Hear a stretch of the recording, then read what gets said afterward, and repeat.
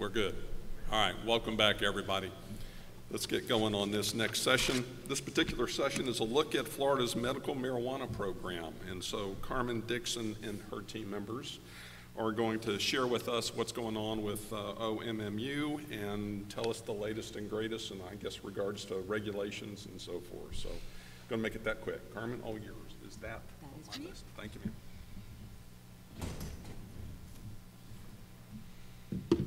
Good Lord, he's tall.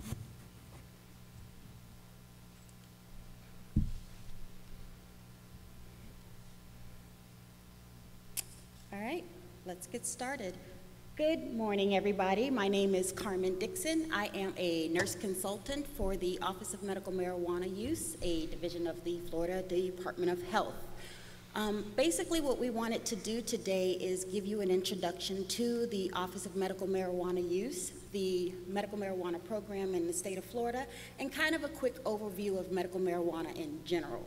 Like I said, we're going to be overviewing the things that I previously mentioned and also giving you a quick review of the Medical Marijuana Use Registry. So let's dive right in. The Office of Medical Marijuana Use is pretty much responsible for writing and implementing the DOH's rules on medical marijuana. We also oversee the Medical Marijuana Use Registry. We license the business that cultivate, process, and dispense medical marijuana, and we oversee the certified medical marijuana testing laboratories. So let's get right into the overview of who we are, what we do, and why we do what we do. So the Office of Medical Marijuana Use is comprised of pretty much two divisions. We have our operations side and our compliance side. With the operations side, we oversee the office operations, communications, data systems, and the registry, and in addition to that, public records. On the operations side, with the office operations, basically think about this as the secretary of the group. They're going to oversee all of our equipment, all of our fleets, which I don't know what fleet they're talking about because I find myself standing in Avis's line every single week trying to get a rental car, but whatever. That's something I'm going to take up with my colleague over here after this presentation. They also manage the property that we use for our inspections and for me to do my job and things of that nature. In addition to that, the communication side, which is what I do, is in charge of providing call center report. So whenever you call into our call center, doctors, patients, caregivers, or whoever, there's a call center that's going to give you some guidance and assistance with helping you with information that you might need. In addition to that, we manage the Know the Facts website. This website is like a one-stop shop for doctors, patients, law enforcement, anybody, honestly, to be able to get information and how-to guides on how to navigate our system and processes that we have. We also create educational materials that are going to be on that Know the Facts website as well. And then lastly, again, what we do is outreach to talk to any and everybody, honestly, that will listen to us about the medical marijuana program in the state of Florida. Data systems and registry, pretty much self-explanatory. They are responsible for overseeing the registry, overseeing the technical support for the medical marijuana treatment centers and the certified marijuana testing laboratories. We also do data systems and registry for the different MMTC employees as well. And then public records and rules section. Public records, we basically cover all the public records requests that are brought into the Office of Medical Marijuana Use, and then of course track the legislative bills that are going to affect and impact the Office of Medical Marijuana Use. So for the compliance side, I'm lucky enough to be able to play on both teams. I played offense and defense. I do the outreach, and I also do the inspections for the medical marijuana treatment centers. So I got an overall view of how the entire foundation of the program works. I always say I'm Tom Brady and Mean Joe Green all wrapped up in one. I play offense and defense. So with the inspections, we basically conduct quarterly and biannual inspections of all the medical marijuana treatment centers in the state of Florida. In addition to that, in the licensing section, we perform timely, accurate overview of all of the variance requests. So basically, going back, when it comes to the inspections, right now, when we do these quarterly inspections of the cultivation and the processing facilities, of the fulfillment and the storage facilities, overall, that's going to equal to about roughly 1,200 plus inspections per year that we do on these facilities. These inspections are going to be unannounced. We do not let them know we are coming or when we are coming. And when we do these inspections, basically we are looking for, we have a grocery list of items that we're looking for, but we're primarily looking for and making sure that they are in compliance with the overall rule that governs medical marijuana treatment centers. Like I said, we do approximately 1,200 of these inspections per year, unannounced, and that doesn't include variance inspections whenever these medical marijuana treatment centers make any changes to their properties, and it also doesn't include complaint inspections. So like I said, for the compliance section, we have the inspections, licensing, background, and laboratories. I knew I was missing one. For the licensing section, self-explanatory again, they pretty much cover every and anything required for these medical marijuana treatment centers to be licensed. We also review the medical marijuana treatment centers license renewals. In addition to that, background screening team, basically doing background checks on our medical marijuana treatment center employees, certified testing lab employees, and we prepare and submit invoices for any fingerprint processing that we do need. And then the compliance section. Long story short, making sure they're doing what they're supposed to do. We investigate complaints that are received from internal and external sources in regards to medical marijuana treatment centers, and we also review deficiencies found in these quarterly and biannual compliance inspections, just to make sure that when they do submit a corrective action plan, that they actually did fix the problems, and if they didn't, we go back again, we go back again, we go back again. We're gonna make it so that you're gonna get it right. We also issue the notice of violation for these deficiencies, so we always keep them in the loop of what we found, any issues that or concerns that we had that need to be addressed, and we also give them an opportunity to correct those issues and concerns. And then, of course, the laboratories section. One of my favorite because the laboratory section ensures that the final product that's going to be tested and distributed to patients is meeting at least the statutory regulations for medical marijuana. So we pretty much oversee all of the certified marijuana testing laboratories in addition to everything else that we do. And like I said, that is probably the briefest overview of who we are and the foundation of who we are and what we do and why we do what we do. With that being said, let's get into medical marijuana and Florida's medical marijuana program. So starting back, marijuana dates back probably about 12,000 years, documented at least, and started getting popularity here in the United States in about the 1700s. And by the 1800s, you were actually able to go to a pharmacy or a general store to pick up your product. And that always kind of makes me laugh because I think about, I'm a diehard Little House on the Prairie fan. So in my head, I'm thinking about Pa going to the Olsen General Store to pick up a little something on his way home before having supper with the kids. In 1970, cannabis was officially outlawed with the Controlled Substance Act, and then the history of marijuana in the state of Florida kind of changed probably around 2010-ish.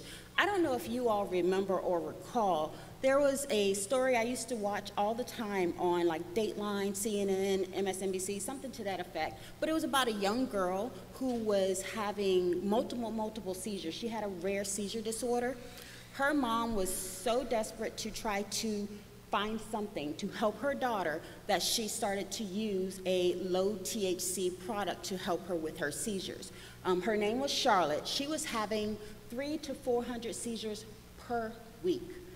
Mom was desperate, didn't know what to do, was trying to do anything to try to help her daughter, started using this low THC product, and it reduced her seizures from 300 to 400 per week to 3 to 4 seizures per month.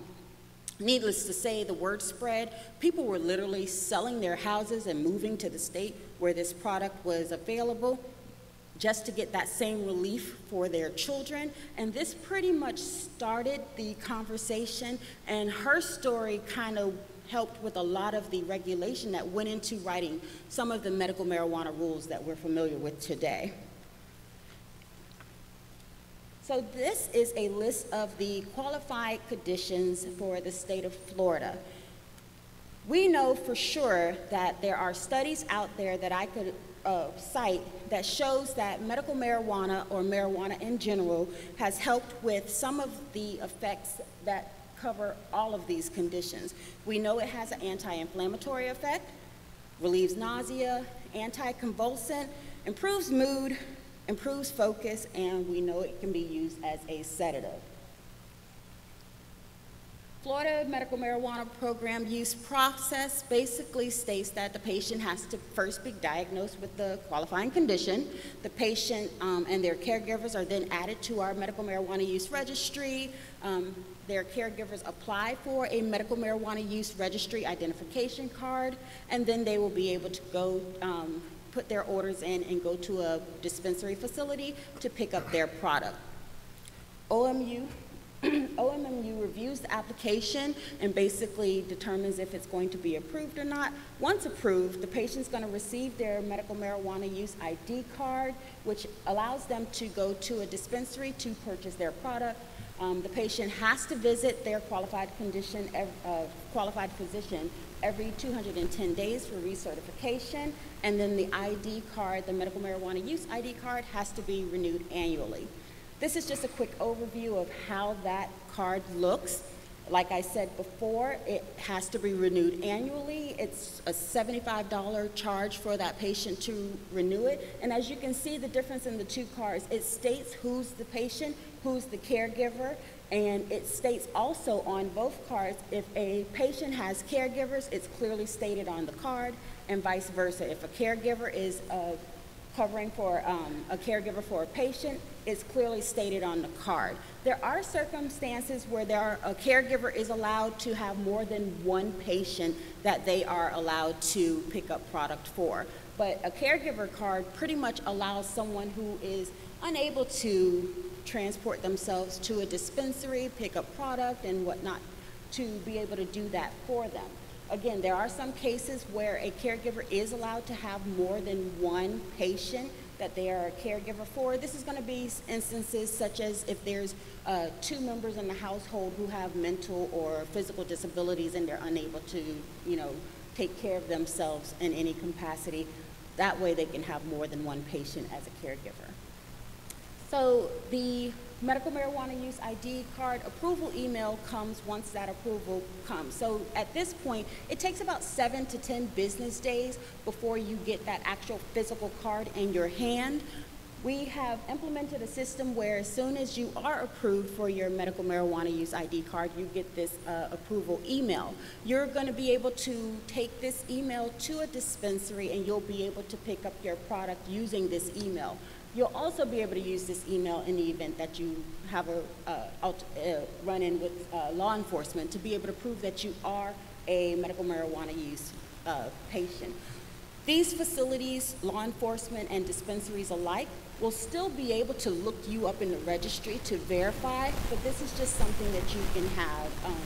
And it's usually only going to be good, like I said, for the 7 to 10 days prior to you getting your approval. Same-day approval.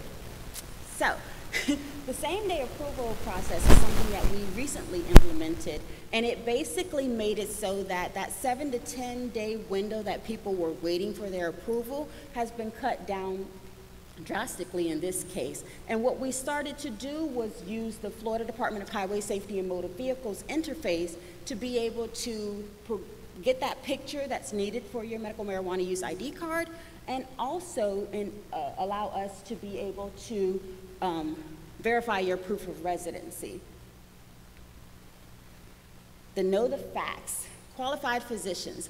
This one I'm going to kind of breeze over. I think most qualified physicians are pretty familiar with the process, but at this point, qualified physicians, they have to have a clear and active license in the state of Florida, and in addition to that, they have to take a certification class. That's about 2 hours at this point, and they're going to take that class through their respective organizations, either the Osteopathic Medical Association or the Florida Medical Association. Qualified physicians basically have to do a in-person physical exam of their patients when they do in the same room as the patient. Has to be said, shouldn't have to be said, we're going to say it. Qualified physicians need to do an examination while physically present in the same room with the patient. At that point, they're going to determine if that patient, if medical marijuana would help the patient, give them any benefits, if there are any benefits for that patient. They're going to determine if the patient is pregnant, always, hopefully, review the patient's controlled substance prescriptions, review medical marijuana use registry to see if they are actually already in our registry or possibly connected with another qualified physician, and then register the issuer of the physician certification for a qualified patient. You're going to see this patient at least every 30 weeks or 210 days. This is just a general example of how the registry looks. General information has to be added. From what I am understanding, I'm not very familiar with the registry itself, which is why I got my colleagues up here to help me out. But from the words that we've been hearing from a lot of feedback from you guys is there are a lot of clicks. I do know that, you know, like I said, our program is in its infancy. We're always changing, always evolving, and always trying to improve. So those are things that we take that feedback and we try to make sure we implement that and letting people know who are above us that can take care of those issues.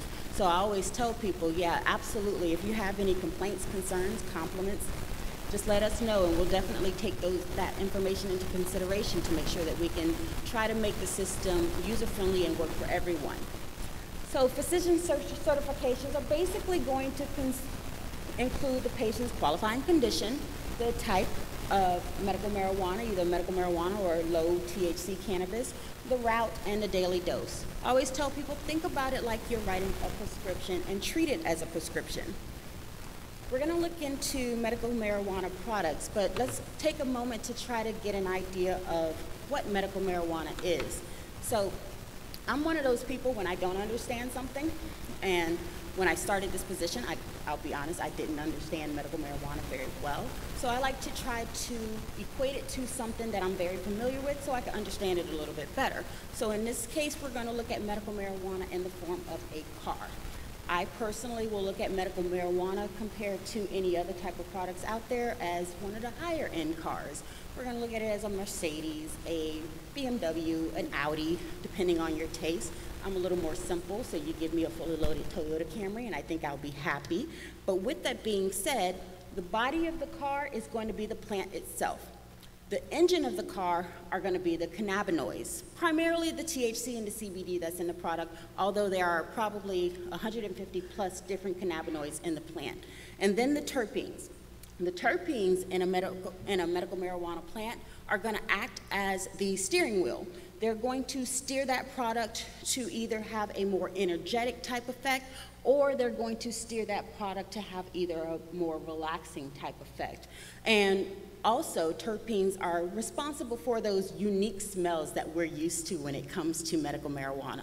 I always tell people a good way to kind of understand what a terpene is, you know, those commercials that used to come on, what was it, Calgon, Take Me Away, that had the relaxing picture of the lady in the bathtub floating in the lavender all over the place.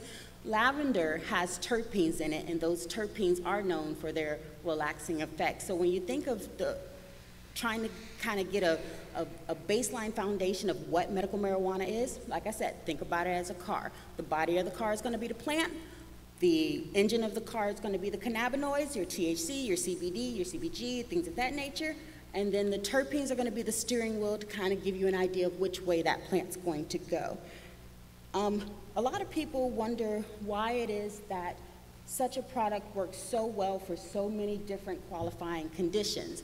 And when it comes to medical marijuana, I think a good way to think about it is like this. It works well for so many people because we all come equipped with an endocannabinoid system. So we have a neuro system, a lung system, a heart system. We also have in our bodies an endocannabinoid system. And this endocannabinoid system allows it so that we are able to receive these cannabinoids from a plant, and it works much better in our system. I always think of it like this. When I take a Percocet, when I take any type of narcotic medication for that matter, it does relieve my pain, but I have so many other side effects with it. Percocet, I'm guaranteed to be throwing up for at least the next 2 or 3 days. It's because that particular pill does get into my system. It attaches to the mu receptors or all the pain receptors. It does do what it's supposed to do, but my body is not quite liking anything else about it. When it comes to medical marijuana and all of the different qualifying conditions and all of the varying qualifying conditions that you see with medical marijuana, gosh, is that far back? There it is. All of these conditions have so many different varying symptoms, so it makes you wonder how it is that so many different people are finding relief or stating that they're having relief from this one plant when all of the systems are so varying. And part of that is because of this endocannabinoid system, which makes our bodies more receptive to the cannabinoids in the medical marijuana plant.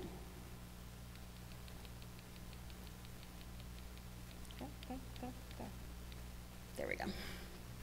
So it just makes it basically so that our body is more receptive.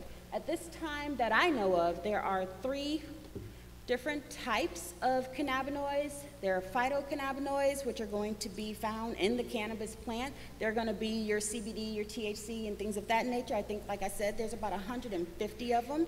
There's going to be endocannabinoids, which are going to be neurotransmitters that we have in our body that binds to cannabinoids, again, which makes it why so many people are benefited or state that they're benefited from medical marijuana products. And then we have synthetic cannabinoids, which are basically lab-made cannabinoids. At this point, if I'm not mistaken, the FDA has approved 2 different synthetic cannabinoid products that are in use currently on the market. They've approved the Marinol, which is used primarily for HIV and AIDS patients, cancer patients with severe nausea and vomiting, helps to increase their appetite. And they also have approved Epidiolex, which is going to be used for children with a rare seizure disorder. So let's look into the products. Currently there are 700 plus actually, approved medical marijuana products that are available for patients. When I say approved, every single product goes through us. Every single product has to be approved by the Office of Medical Marijuana Use prior to being distributed to a patient. Some of the products that are probably more, for lack of a better word, popular amongst patients are going to be items such as concentrates. Concentrates are popular because a little will take you a long way, basically. You only need a small amount to get the desired effect. And usually with the effects, you're going to feel the effects of concentrate products almost immediately. Excuse me. Next up, we have oral products. Orals, to me, have like a 2-fold effect. Let's take the tincture. With the tincture, what you're going to do is basically drop it under your tongue, hold it for about 10 to 15 seconds, and then swallow. When you put it under your tongue, it's going to give you effects in about 15 minutes or so. But once you swallow it, it takes another track, and I'll explain that a lot more when I talk about edibles, but it'll turn into or start acting like as if you were to do an edible. So it has almost like an extended release type effect. When you first take it, that 15 minutes, it'll start having its effect, and then it'll have a long-term effect as it's digested in your system. Topicals are a popular product for a couple of reasons, but primarily because it does not give you that euphoric sensation that we all relate to THC and cannabis products. Topicals are very, very popular for elderly patients, I think about it, and, my grandma, God bless her, lives on her own with her little dog, and she does very, very well. But every evening, I say around 6:30 or so, she starts to get that touch of sundowners, and the last thing I would want to do is put a little THC in grandma to see what's going to happen.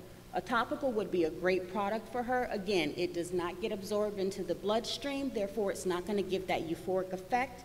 The effects for topicals are reported to be pretty speedy as well. I think most people claim that their effects, or they feel the effects of the topicals in about an hour's time. I haven't been able to find any concrete documented evidence, so everything that I find about topicals is usually going to be anecdotal. Finally, vape cartridges. Truthfully, vape cartridges are popular with people just because they're easy and functional. That's the best way to put it, honestly. The effects are almost immediate when you take a vape cartridge. And then edibles. Edibles, I've seen edibles in every kind of shape or form that you can imagine. I have seen them in gelatins, lozenges, drink powders, you name it, they're pretty much making something that is going to be readily available to a patient. In this case, just a couple of examples: chocolates, gels, brownies, and cookies.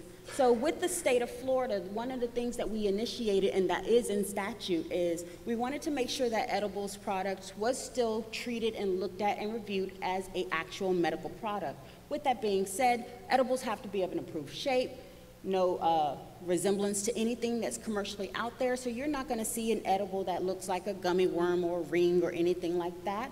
No icing, no sprinkles, nothing like that. It's going to look like a plain product. And then when you look, you see that it is required to have the universal symbol stamped on each individual edible. Now, we know and realize that when it comes to baked goods, that's just an impossibility, but when you look at any type of gelatin, any type of chocolate or things of that nature, it's always going to have that universal THC symbol stamped on it so that you can identify it as a medical marijuana product.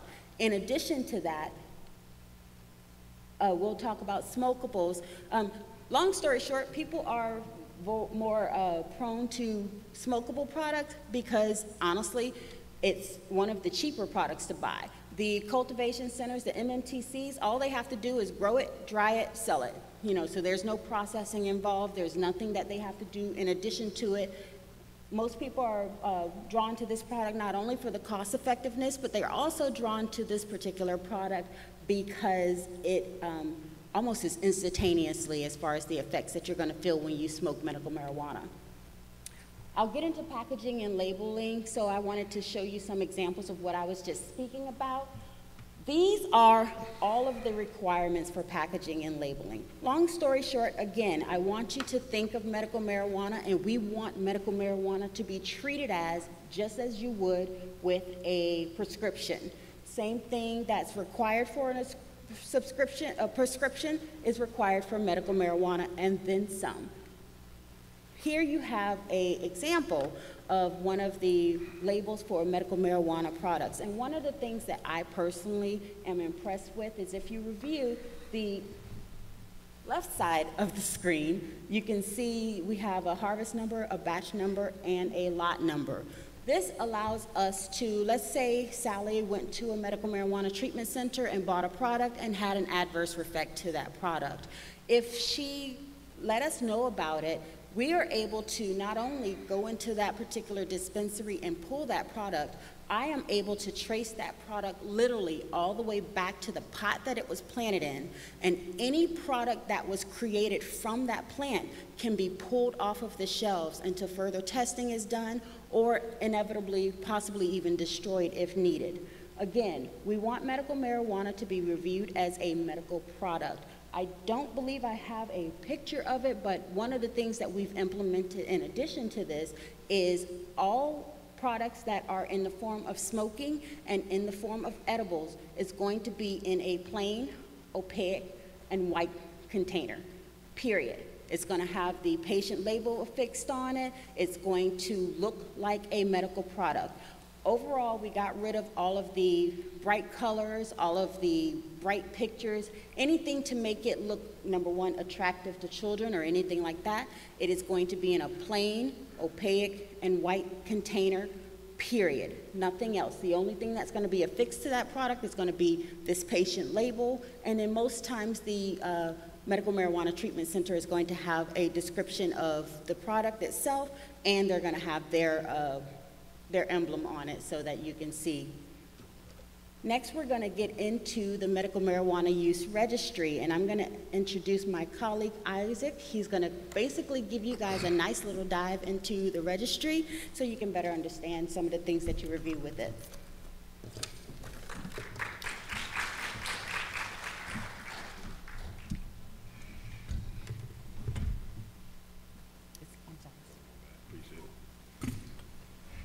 All right, we're going to give pretty much a basic overview of the Medical Marijuana Use Registry.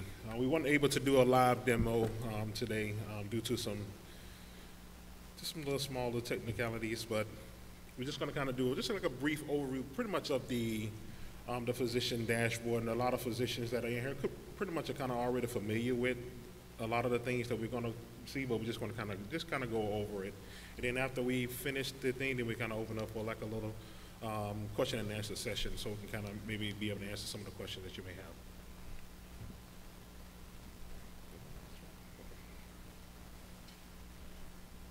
The Physician Certification Board, where pretty much all of the various documents that's associated with the physician certifications, such as the SKC, which is the same class of kind form.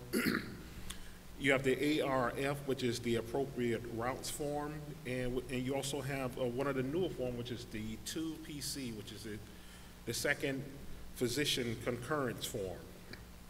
For the same class and kind and the ARF documents, there's pretty much no additional thing that you need to do as far as for any actions needed after when you go through the process, other than submitting these forms. The forms will not prevent a patient from picking up product. These forms are pretty much mainly for the FMA and for MQA to kind of review.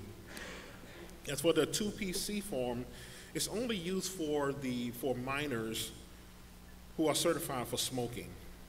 This form is this is the only form that will prevent a patient from actually picking up product. That and it's only a small amount as far as for the for a minor that will actually have the form, because when I was talking with some of the people in our office, they were saying that they rarely see that form actually come through. The reason being is simply because the only way that a minor can actually have prescribed smokable marijuana is because that particular patient is terminal.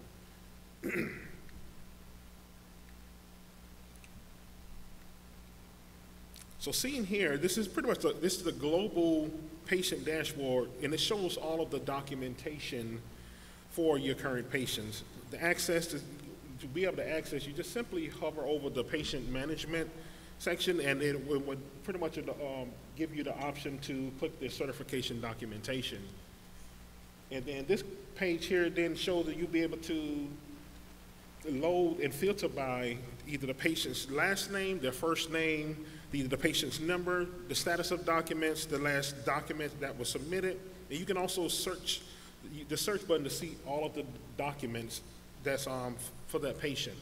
And one of the things that we also noticed, and we was kind of speaking with some individuals in our office about, is because if the patient moves from one physician, those documents follow that patient to the new physician.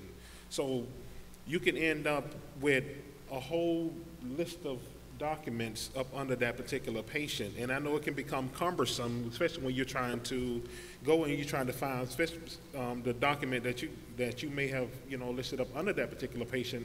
But one of the things the easiest way pretty much to get around that is to pretty much search for either you search for the last document that was submitted, or or be able to use the actual search documents for all of the patients. But that's one thing that we're kind of working with and we're trying to look into, because being able to kind of minimize, like she spoke about the clicks. We want to find a way to kind of reduce the number of clicks, because it does take a lot of time to kind of filter through all of those, to kind of just to be able to see those on the page and have, like you say, if you got 33 different pages of just documents, that can become, cumbersome over a period of time. So we're kind of working with a way that we can be able to kind of find a way that we can kind of reduce that, maybe archive some of those documents so that you guys won't be able to have to necessarily filter through them. And seen here also, you can be able to review the documentation for a specific patient, wherein if you just click under the patient's photo, you click the certification document tab, and then what it will do is just kind of pull up all of the documentation for that particular patient. And once it pulls up, you'll be able to kind of search for, either by the status of the document, when the document was last submitted, or you can search by the authorizing physician's name. And you just simply hit the view button seen here. And also that view button, if the patient moves from one physician to another physician, that view button then drops off. That's one way to kind of notice that, hey, those documents, you won't be able to kind of open up or view those documents because that particular view button will drop off. But it's, like I said, we still need to work on trying to be able to kind of reduce, especially, like I said, the number of pages that associated with that particular person. But it's therefore to be able to follow that particular patient for a reason. But like I said, we're going to try to find a way to kind of reduce that. And also, you can filter through your patients by entering the information that shows the boxes just by clicking the search option.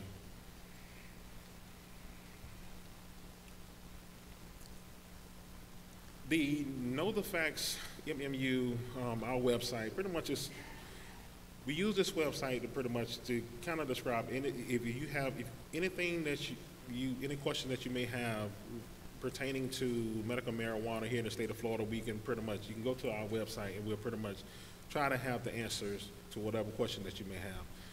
On the website, you'll be able to access, you have access to our guides, you have access to any updates that we may have. Just seen here, like this is a screenshot of the front page where you'll be able to go to the About the OMMU area, and up under that particular button, you'll be able to see any of the latest updates that may have come out, any of the latest news that may have come out even in that week, whether we added a new dispensary or a new FMCCE. Any of that information, anything pretty much pertaining to OMMU, we'll be able to kind of go in there. You can kind of see, kind of give you like an insight on what's going on inside of our office for that particular week. And as you also can see, you can log on to the registry from this page as well. And up at the top, you can be able to go and you can click on the different various tabs here, seen here, to be able to access like the physician's page, in which with the physician's page, you'll be able to see that you can find out how to become an ordering physician, to be able to prescribe medical marijuana for your patients. And also, you have access to resources. I was talking about those guides. And the guides are there to pretty much as a steering wheel, just to kind of, as an aid to kind of help the physicians out. And we kind of put those there in order to sort of, as a way that so you won't feel lost. It's one of the things that I would like to see, hopefully we will be able to do, is make it more, maybe have those in text format, but also maybe have them, because we have people that actually learn more visually as well. So we want to try to be able to reach all of our, those who learn both just by reading, also those who learn visually. So hopefully that's maybe one thing that we'll kind of look into, into the future. And you can also log into the registry from here as well. See here, you can also, it shows that you can register for the physicians can actually register for the course from this page as well. And you can also, you have under the medical marijuana use registry tab, it'll show you, give you information about the medical marijuana use identification cards. Once again, you see the instructional guides, and you see the same tab of logging into the registry. And seeing here, just like I said, she kind of spoke a little bit about it as well, about being able to just to give you just an overview, just a closer look on if you have any like trouble just logging into the system. You can be able to go in and it'll show you, just give you directions on, how to get back access, how to get into the system. And you can also register for the ID card. Just give you information on how to register for the ID cards here as well. And so the registry page is how this links to various, like I said, the instructional guides. And like I say, pretty much has gone and just talked a little bit about that as well. But the guides, like I said, it's created to assist all of the patients, even law enforcement officers. We do outreach to law enforcement. They kind of just giving them pretty much the same information. We have a few different presentations that we do that we kind of get into various different subjects based, it just depend on the audience in which we are speaking to, whether if it's law enforcement, you have more of a law enforcement side of things, or we kind of give more law, examples pertaining to law enforcement, something that they will see if they encounter on the roads, or the thing that will encounter in their day-to-day operations. And seeing here, just gives you just a list of how it will see if you go on there, you look at how the instructional guides, when they pull up, you'll see a list and it shows you basically all of the guys. You see the titles and the topics of them. You could be able to see which one that you may need pertaining to your thing. Once you click on it, you'll be able to open, I think it opens up as a PDF, and you'll be able to kind of read through and kind of follow step by step, and it kind of give you the information on what you're dealing with at the time. And if you always have any questions, you can always contact us. You can contact our office. We have staff that's available to be able to assist in any of the things that you may run into, the roadblocks that you may run into. You can always give us a call. That's what we do. We're here to help. We're trying to help you out, to minimize as many frustrations or things that you may encounter when you're on our website. Now let's look at a little bit about, just look at pretty much where the program is currently right now, and pretty much where it has grown from when we first started. There are currently over 724,000, just a little bit over 724,000 medical marijuana patients here in the state of Florida.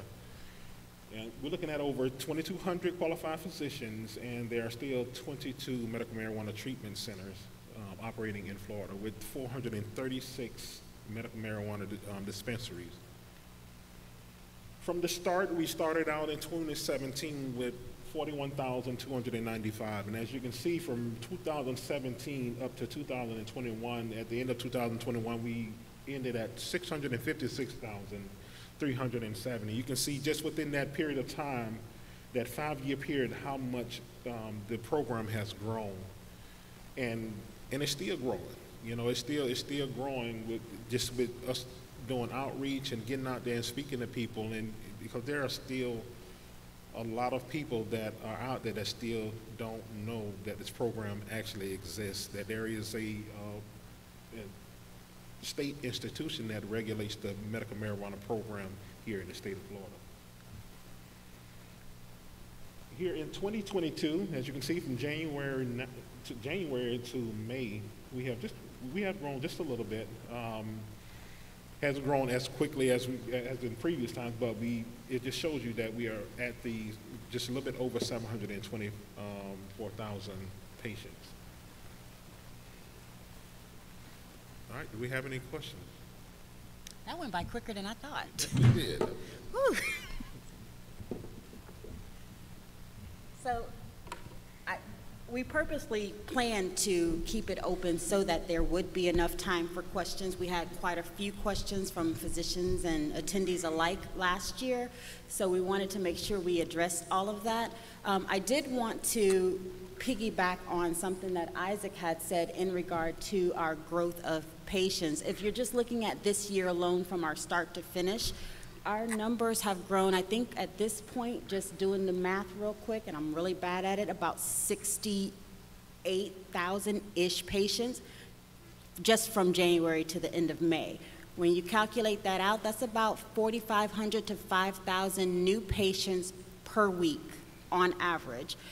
So the growth of the program is there. definitely, a lot of people are still continuing to find interest in the medical marijuana program.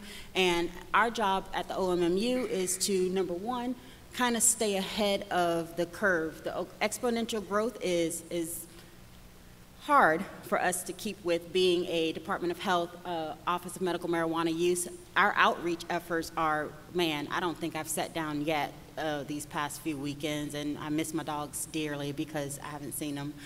My husband and son too, but really miss my dogs. But just to kind of get an idea of how much growth there has been in the program.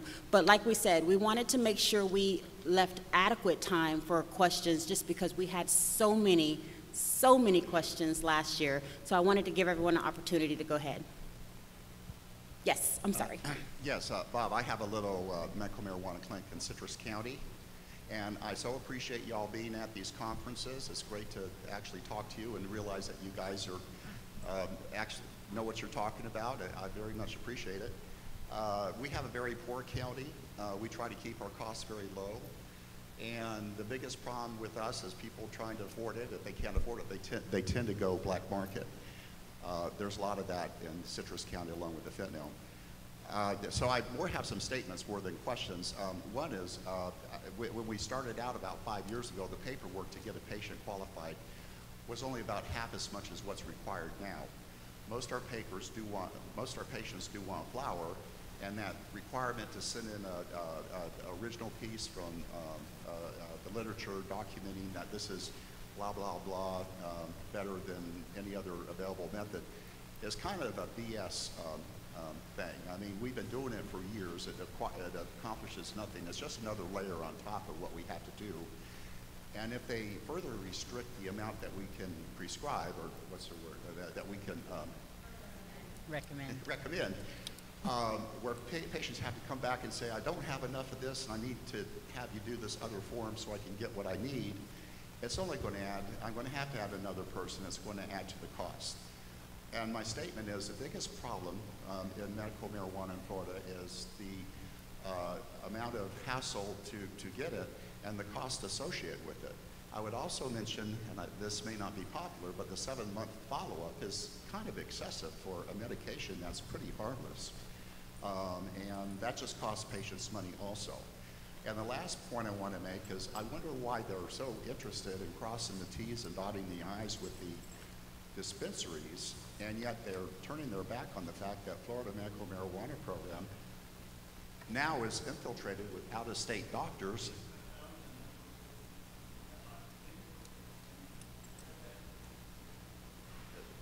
Can you hear me?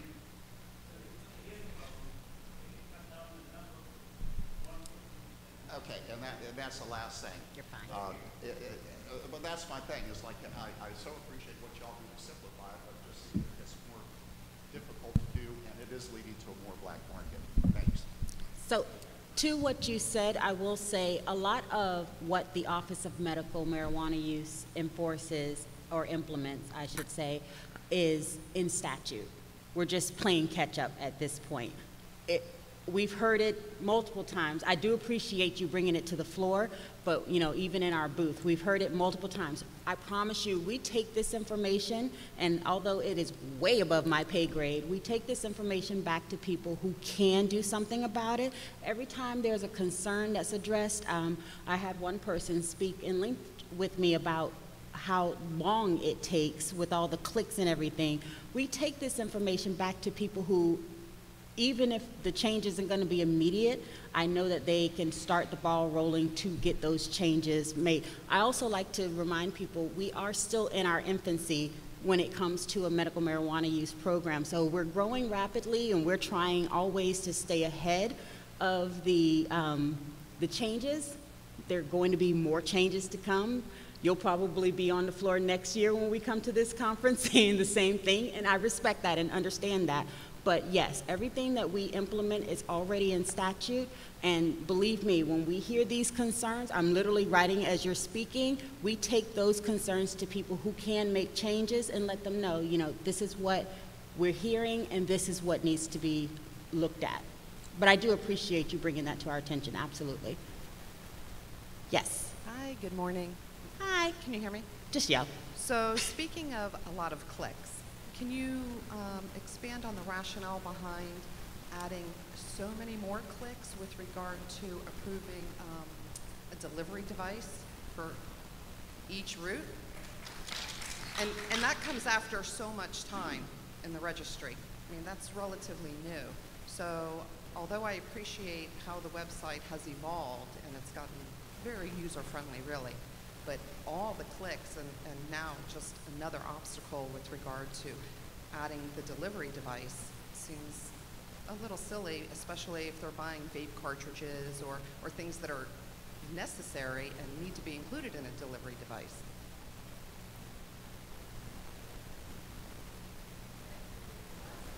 Question, because you have to include that with your topical, with a topical, so why would you have to click a box with regard to a delivery device for topical? Okay, I'm not familiar with the registry, so when you're telling me that when it comes to giving a recommendation for a topical, you have to do some clicks in regards to a delivery device for the topical? I don't think, I would have to actually ask this question to an MMTC. So if we don't select the box that allows for a delivery device on a topical, I would imagine that they can still dispense a topical, but I don't know that answer.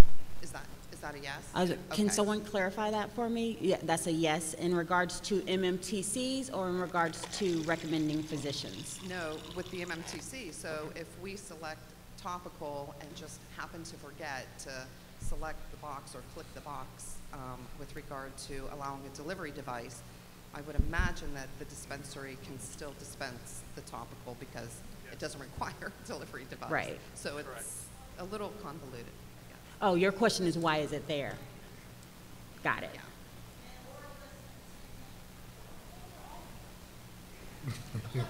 Oh, I'm sorry to open that can of worms. No, I do appreciate this. So basically what we're trying to say is for certain products that don't require a delivery device, you still have to go through the registry and select or not, okay. And again, I apologize, I'm not familiar with the registry. I don't have access to the registry, which is why I brought my team up here with me. But with that being said, definitely taking that concern back to, again, people who can make changes because, just my opinion, common sense wise, yeah, that would kind of, so that's a new change.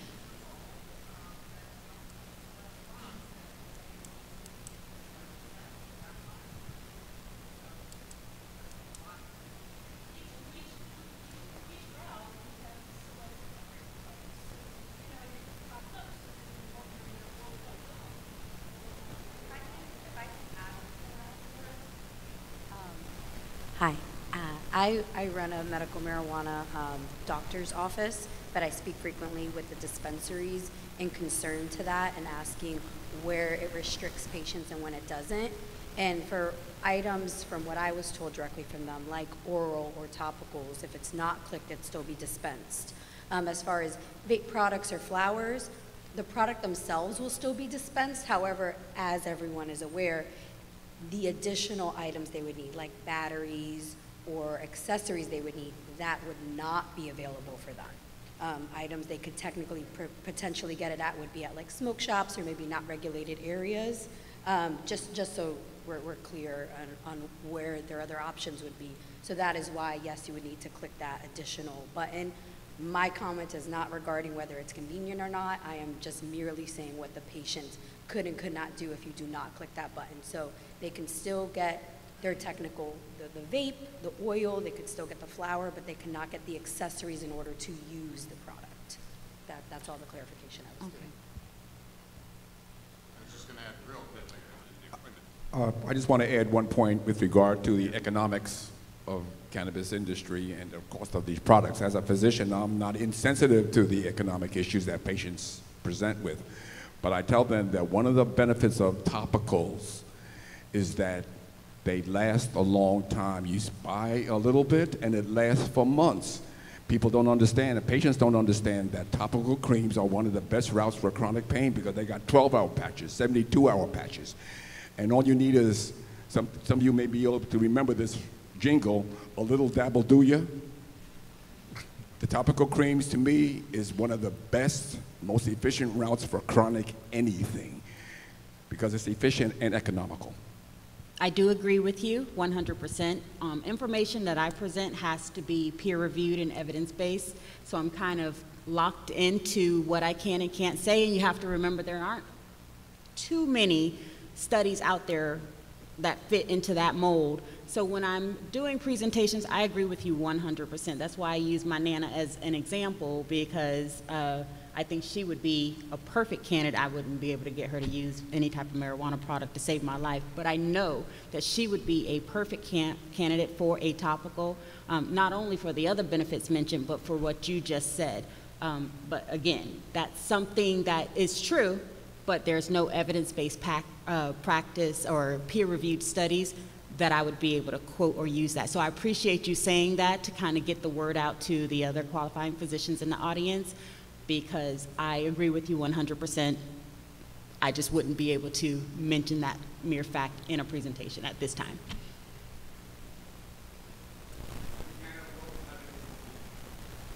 A lot.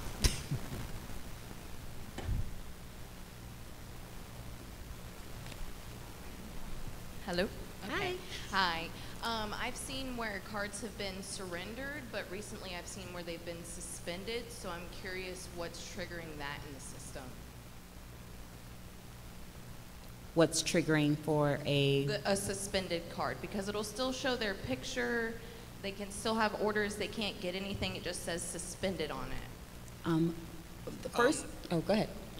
Well, first and foremost, I would say of any violation of any of the rules governing medical marijuana or any violation of 893 would trigger someone's medical marijuana use card being suspended.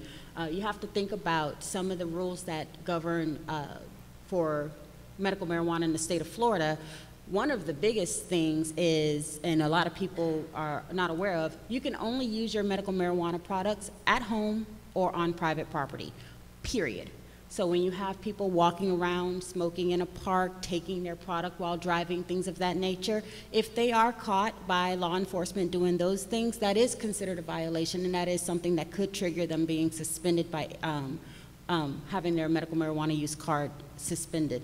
Another thing is that the medical marijuana products that they purchase from a medical marijuana treatment center have to remain in its original packaging at all time. So if you have someone who purchases flour and takes it out and puts it in a little sandwich baggie, they're automatically in violation. And even if they are a medical marijuana use patient and they get pulled over by law enforcement and they can prove that they are a medical marijuana use patient, they are in violation because they have taken that product out of its original packaging, which is in statute for them to follow.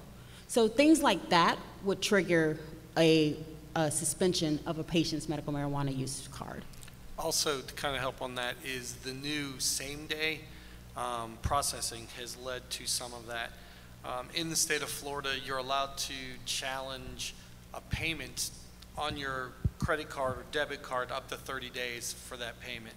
So sometimes what we're getting is we're getting a patient who pays for a card and then they challenge it, oh, I didn't make this payment with their financial institution.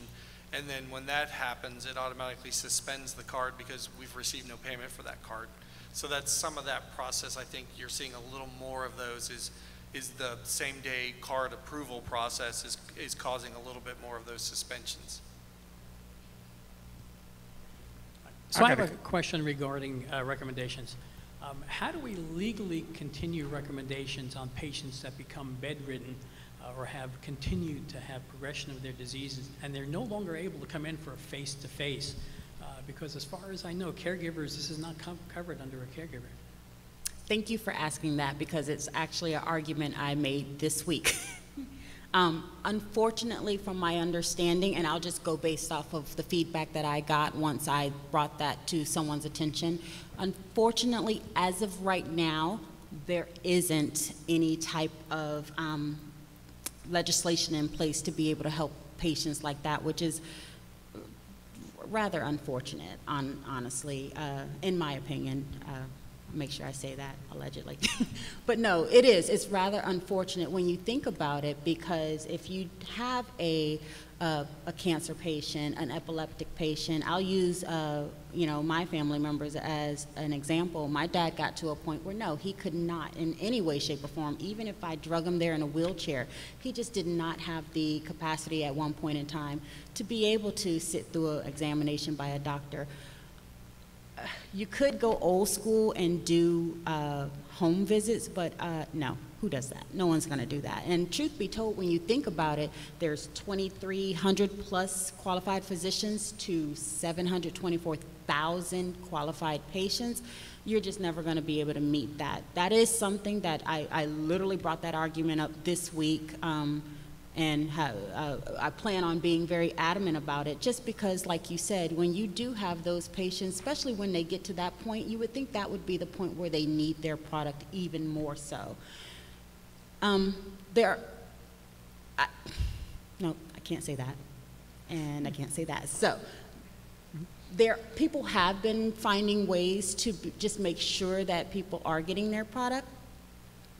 But what it boils down to is no, there isn't anything in place as of yet for that particular portion. The good thing is a lot of the medical marijuana treatment centers have set up where people can order online and have delivery and things of that nature, which is great. But you're right, when it comes to, a patient in January, especially a cancer patient, will look totally different to you in July.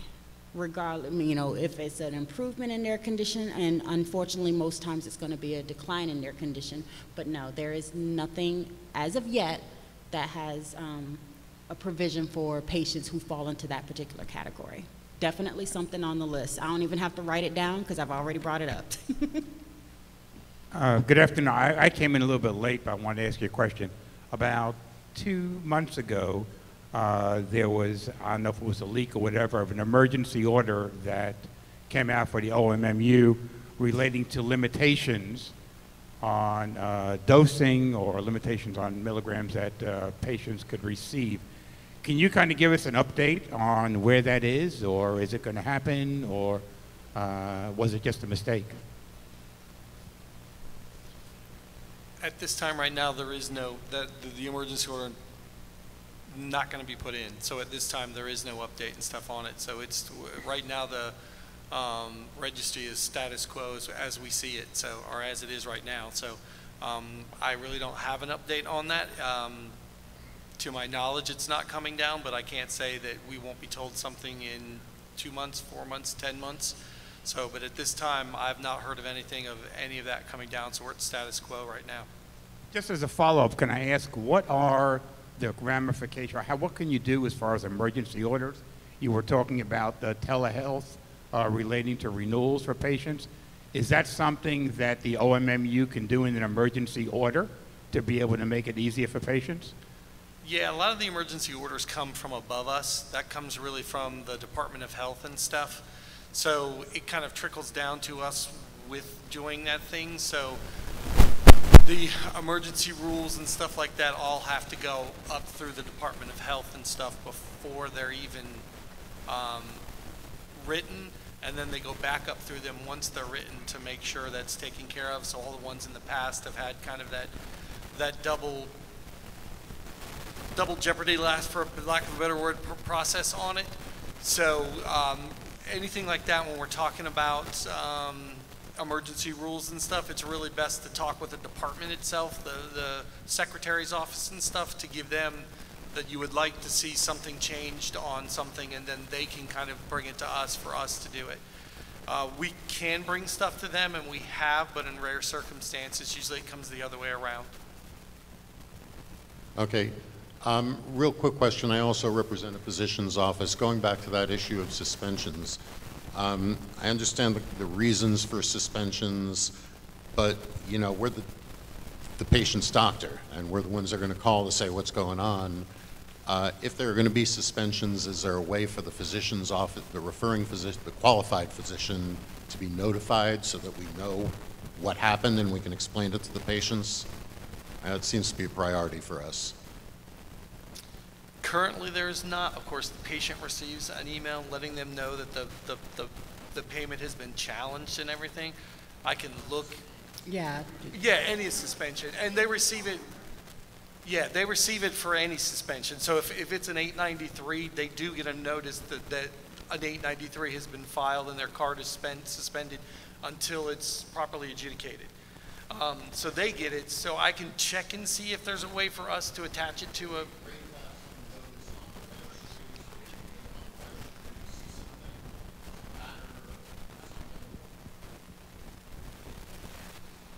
Gotcha. So basically, a patient, let's say they came into the office, they most times wouldn't even be aware that their card had been suspended at that point. When you, when, On the physician's office, thank you.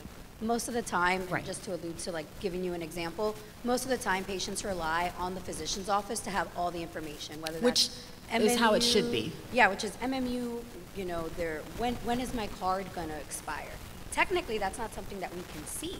You know, we can have an idea, and so my office, we do different documentations for that, but that's implemented in my office, maybe some offices. That's not something that's, you know, everyone can see. But to go back to the suspension, they'll call us for anything. Why is this not working? Why did the dispensary tell me this? Why is the state telling me this? We don't have those answers. But at this time, when you look in the registry, there's nothing for you to see that indicates or notifies you that they have been suspended? We would have to manually look it up after we are told. That's so okay. If the patient said, hey, I'm suspended, we could manually look it up and then we see it, but that's not something or we don't know why either. Nothing, we wouldn't And know you're why looking or for, anything. you're thinking of something along the lines, maybe if you put a particular patient in, it shows up as red or something to immediately let you know, okay.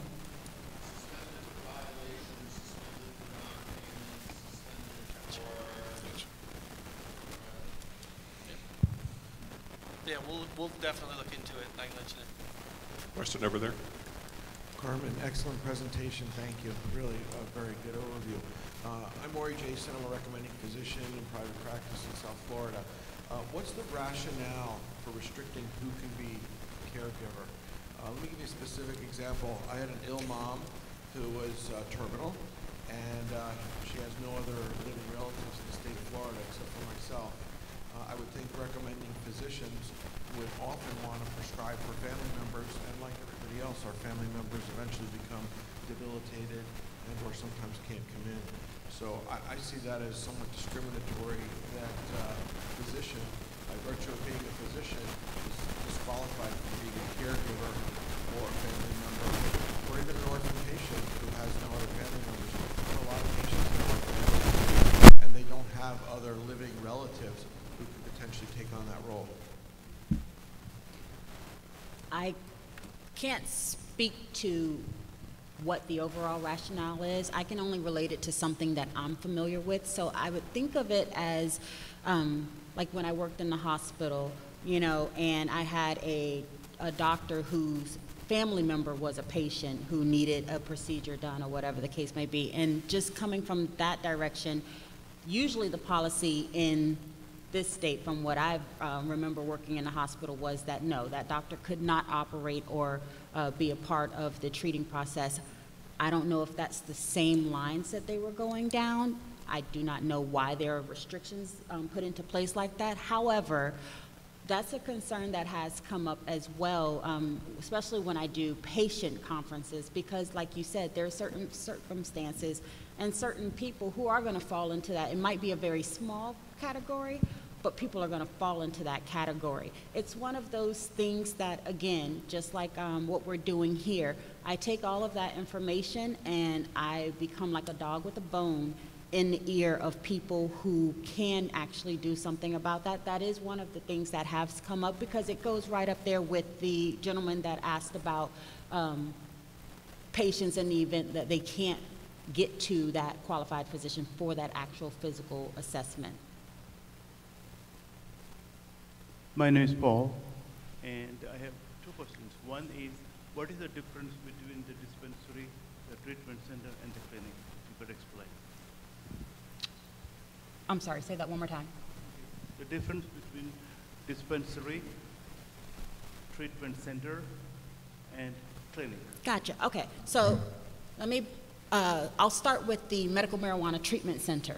So when I say medical marijuana treatment center, what I'm referring to are the 22 businesses in the state of Florida that cultivate, process, store, and dispense medical marijuana. So when I say medical marijuana treatment center, I'm talking about a business that from start to finish grows and sells medical marijuana in the state of Florida. When I say a dispensary is going to be a part of that medical marijuana treatment center. That's going to be the location where a qualified patient is allowed to go to pick up their product in the state of Florida. And then when we're referring to a clinic, or in your words, it's basically going to be the doctor's office where the patient goes to get assessed to see if they have a qualified condition, and their renewals that they have to do every 7 months. That's the clinic portion of it. Thank you. And the second question is the dispensing of, the route of the marijuana treatment, the inhalation. So in that inhalation, can we include nebulizing, like the nebulizer that we use for asthma patients, putting some oil, hemp oil, into the container and nebulizing it? Any experience with that? There are some medical marijuana treatment centers that offer aerosols. So when you put in a type of product, so let's say you did put in a inhalation product, when they get to that dispensary, they would have different items that they would be able to choose that fall under that category. Same thing with edibles. When you put in edibles, they don't necessarily have to get a particular type of edibles. They would have a choice of edibles that they would be able to choose from at the dispensary. I have. Hi, just wanted to elaborate a little bit on the situation where somebody had their card suspended. I had a situation where a patient had surrendered their Florida driver's license, and that caused his card to become suspended. So that may be another situation where that would happen. I'm sorry. Do you know if that particular patient had any form of ID? Like, did they have a Florida ID card? He got a different state license, which required him to turn in his Florida license. Got it. And somehow that triggered it to get suspended. And then I also wanted to ask if you had any plans of adding the expiration date to the doctor's side so that we don't have to log in under the patient's The side. expiration date of the medical the marijuana card. use card?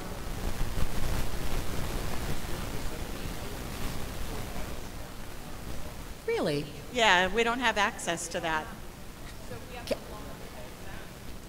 Okay. And then my last comment was, do you guys still need, I mean, I know you still legally need the similar conditions form, but don't you have enough data at this point that we don't have to fill those out anymore?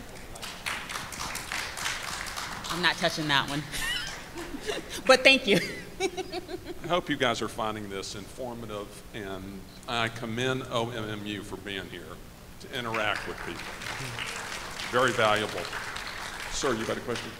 I have two questions. The first question I have is, I have a lot of patients that come into the office and they're very leery about getting their medical marijuana card. I just want the clear, definitive answer on having a firearm license in the state of Florida and having a medical marijuana card. Because the one question that I get every time is, I don't want to get my card because I have my gun license. But if you look at the paperwork that you're filling out every time you're acquiring a firearm, it's asking you specifically if you're addicted to any illegal drugs, you are not able to, but marijuana wouldn't be considered an illegal drug if they're a patient. So I don't really know how to answer that question. I just tell them to read the paperwork and get their own, you know what I mean? But I haven't got there's nothing set in stone saying, hey, you can't have it, you can't have it, you can have both at the same time. I know you spoke on earlier about the ways you can use it and having the actual labels from the dispensary, and you can't ride around smoking, and so that's of course that's a DUI. But anything else besides that, and are they able to have both at the same time? That's you. Our statute does not. Our statute does not prohibit them from having a firearm. FDAX is the group that, agriculture, they're the group that oversees the firearm. You're gonna have to check with them to make sure. I know their form used to specifically ask if a person had a medical marijuana card. So if it doesn't say that anymore, then in the state of Florida, it's not an illegal substance. But I would check with, I would really check with FDAX and ask them, because they oversee that license. So I can't speak for their department on that license itself.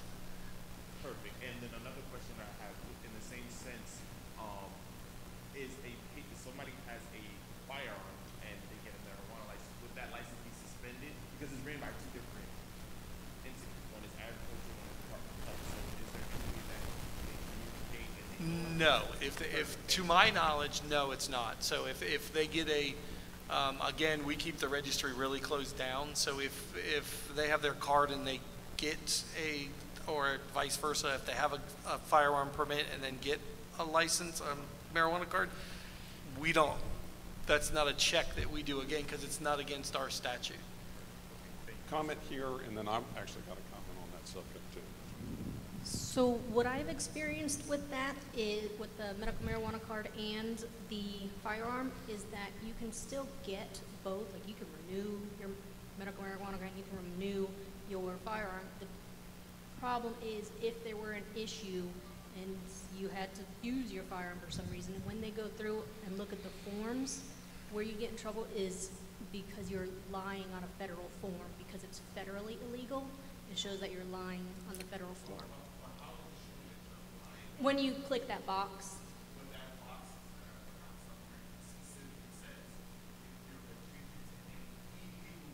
Right, but because it's still federally illegal and it's a federal form.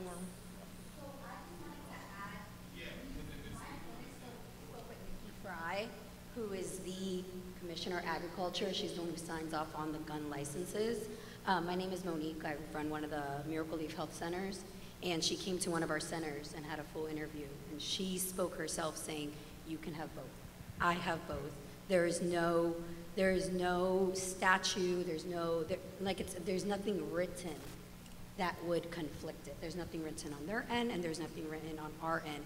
In the state of Florida, it's very specific. She's very specific. In the state of Florida, does it cover you federally? She will not comment on. Right. In the state of Florida, right, you are covered. So no one's coming after your guns in Florida. No one's revoking your licenses in either way in Florida. If you were to do something out of the state of Florida, you are not protected. To take that one point further, I know I didn't get my card, and I know that the issue's not with concealed weapons, right? It can be a federal if you go beyond concealed weapons. So if you buy a suppressor, that's a whole different category and that's something you really got to be careful of. Can I just say thank you very much for saying that? I appreciate that very much so. There's some things I'm kind of zip-lined, or I got to zip it and bite my tongue. I do appreciate you saying that. All right, what time is it? My watch is not working anymore. We got 10 minutes. 51. 8 minutes. All right, We're hungry. Time for maybe one more question, two more questions. All right. I would say now's your chance.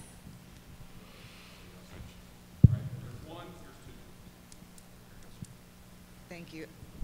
This may have been brought up before at previous conferences, but we are in a rural care area, and we have a lot of people who don't have mail delivery to their homes because they have to have P.O. boxes.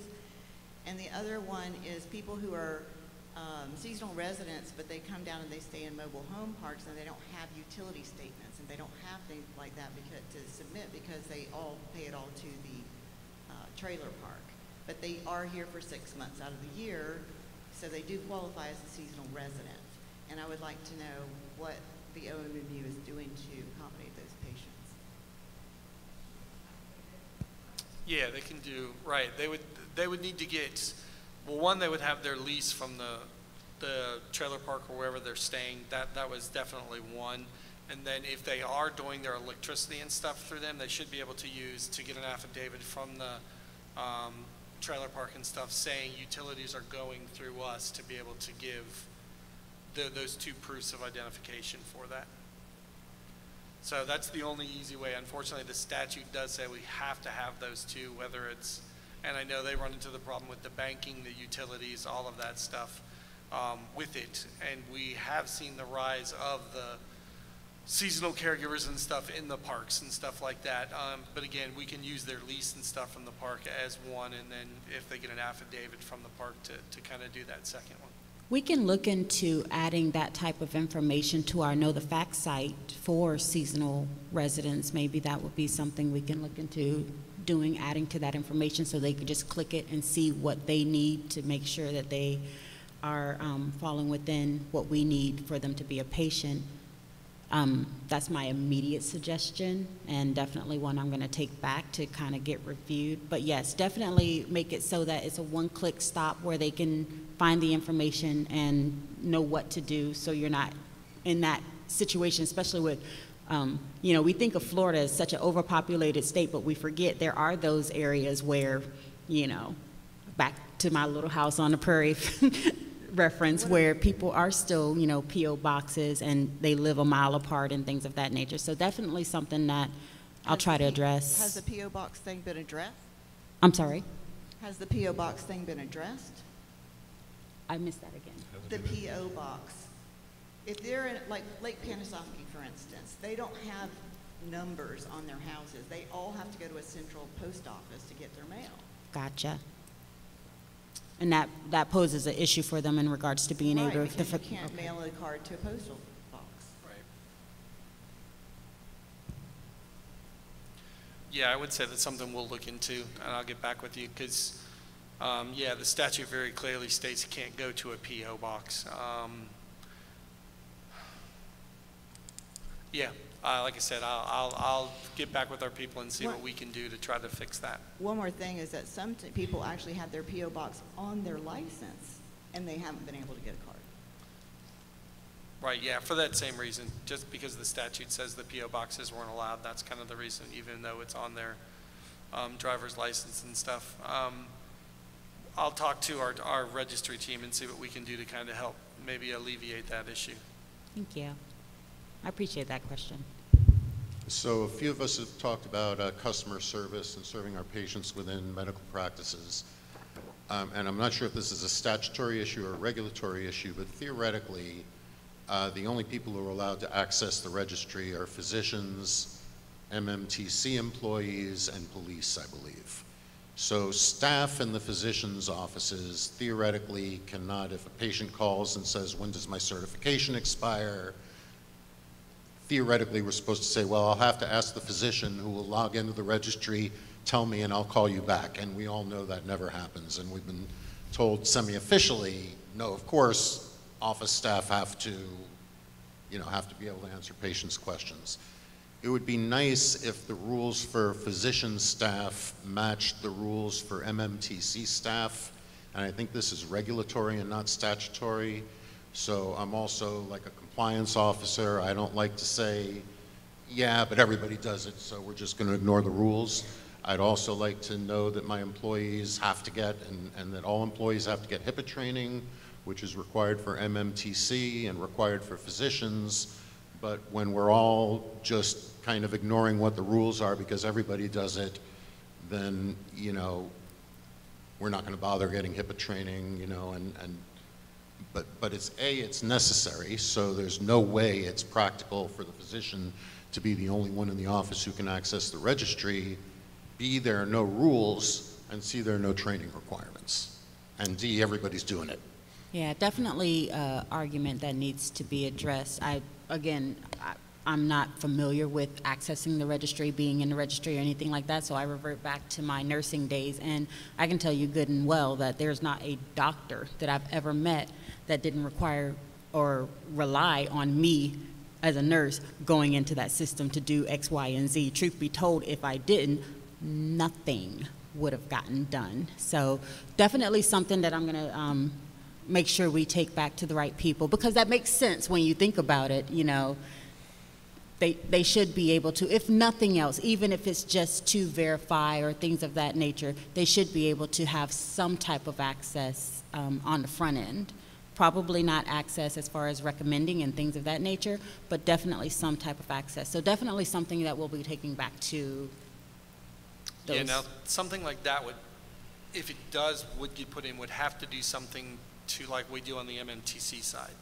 So the MMTCs, they have to be background checked to be in the registry. So any MMTC employee that's accessing the registry has to go through a background check to be able to do that.